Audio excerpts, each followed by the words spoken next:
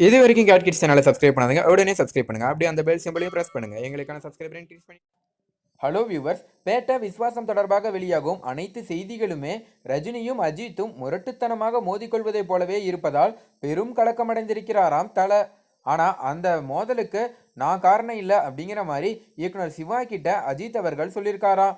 இந்த காரணத்தினால சிவா அவர்கள் நிறைய பேட்டியில பாத்தீங்கன்னா இது குறித்து அவருடைய கருத்துக்களை சொல்லிட்டு வர்றாரு. கடந்த சில தினங்களுக்கு முன்பு வர மீடியாக்கள் இருக்கும் திசையிலேயே திரும்பி பார்க்காத விஸ்வாசம் இயக்குனர் சிவா அவர்கள் மெல்ல குட்டி குட்டியா பேச ஆரம்பிச்சிருக்காரு. அதுபோல படத்தின் ஃபைட் மாஸ்டர் உட்பட டெக்னீசியன்களும் படம் குறித்து கொஞ்சமா பேச துவங்கியிருக்காங்க.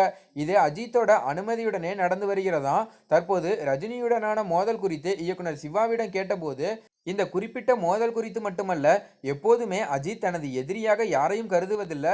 நான் சினிமாவுக்கு வந்தது என் வேலையை மட்டும் செய்யத்தானே ஒழிய மற்றவர்களோட மோத அல்ல அப்படிங்கிற மாதிரி அஜித் சார் அடிக்கடி கூறுவார் அப்படிங்கிற மாதிரி சொல்லியிருக்காரு சிவா அவர்கள். மேலும் அவர் சொல்லும்போது, அஜித் ஒரு சிறந்த மனிதர், அவரை பற்றி சொல்லணும்னா சொல்லிக்கொண்டே போகலாம். படத்தையும் தாண்டி பல நல்ல விஷயங்களை என்னுடன் பகிர்ந்து கொள்வார்.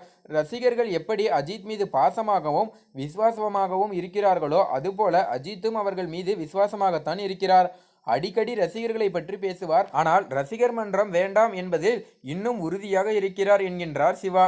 மேலும் அது மட்டும் இல்லாமல் படத்தோட ப்ரிவ்யூ பார்த்த பிறகு நம்ம கண்டிப்பாக இன்னொரு படம் பண்ணலாம் அப்படிங்கிற மாதிரியும் அஜித் அவர்கள் சிவாவிடம் சொன்னதாக சொல்லியிருக்காரு.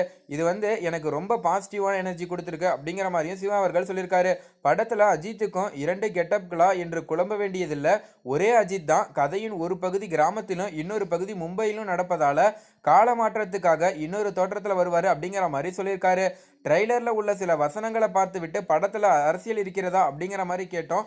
அதற்கு நான் விஸ்வாசம் கதையை சொல்லி முடித்த பிறகு அஜித் சார் போட்ட ஒரு பெரிய ஸ்ட்ரிக்ட் ஆர்டர் என்னன்னா அது ஒன்று தான். அது படத்தில் தப்பி தவறி கூட அரசியல் வசனம் வரக்கூடாது அப்படிங்கிறது தான்.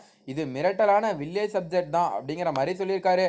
வலைத்தளங்களில் அஜித் என்னோடு தொடர்ந்து 4வது படம் பண்ணியது போரடித்து விட்டது என்பது போல் பரப்புகிறார்கள். உண்மையை சொல்ல போனால் அவர் அடுத்தடுத்து தொடர்ந்து என்னோடு படம் பண்ணவே விரும்புகிறார். நாங்கள் இணையும் 5வது படத்தின் அறிவிப்பு எப்போது வேண்டுமானாலும் வரலாம் அப்படிங்கிற மாதிரி சிவா அவர்கள் சொல்லியிருக்காரு. இதனால பார்த்தீங்கன்னா அஜித் ரசிகர்லாம் சற்று வருத்தத்தில் இருக்காங்க. அதாவது சிவா பண்ணுற படங்கள்லாம் எங்களுக்கு பிடிச்சிருக்கு, இருந்தாலும் அவரே திரும்ப திரும்ப பண்ணால் ஒரே மாதிரி போர் அடிக்குது அப்படிங்கிற மாதிரி கூட நிறைய அஜித் ரசிகர்கள் சொல்கிறாங்களாம். மேலும் அது மட்டும் இல்லாமல் இந்த படம் பார்த்தீங்கன்னா பேட்ட படத்தோட வரப்போகுது. அதனால இந்த படத்துக்கு நிறையவே எதிர்பார்ப்பு இருக்கு அப்படின்னு தான் சொல்லணும். மேலும் அது மட்டும் இல்லாமல் இந்த 2 படமும் ஒரே தேதியில் வெளியாகிறதுனால ரசிகர்கள் மத்தியில் ஒரு சில இடங்களில் பிரச்சனை வரலாம். அந்த ஒரு காரணத்தினால அஜித் அவர்கள் விஸ்வாசம் படத்தை பார்க்க சூப்பர் ஸ்டாரை அழைக்க போறதாகவும் ஒரு சில தகவல்கள் சமூக வலைதளங்களில் வருது. மேலும் அந்தந்த ரசிகர்கள் எந்த படத்துக்கு அதிக வரவேற்பு இருக்கும், எந்த படம் அதிக கலெக்ஷனை பெறும் அப்படிங்கிற மாதிரி எதிர்பார்த்துட்டு இருக்காங்க. மேலும் உங்களோட கருத்து என்ன, எந்த படத்தை நீங்க பார்க்க போறீங்க அப்படிங்கறத கீழே கமெண்ட்ல பதிவு பண்ணுங்க. மேலும் இந்த தகவல் உங்களுக்கு பிடிச்சிருந்துச்சுன்னா மறக்காம லைக் பண்ணி ஷேர் பண்ணுங்க. இதே போல பல தகவலை தெரிஞ்சுக்கொள்ள நம்ம சேனலை உடனடியாக சப்ஸ்கிரைப் பண்ணுங்க. தேங்க்யூ.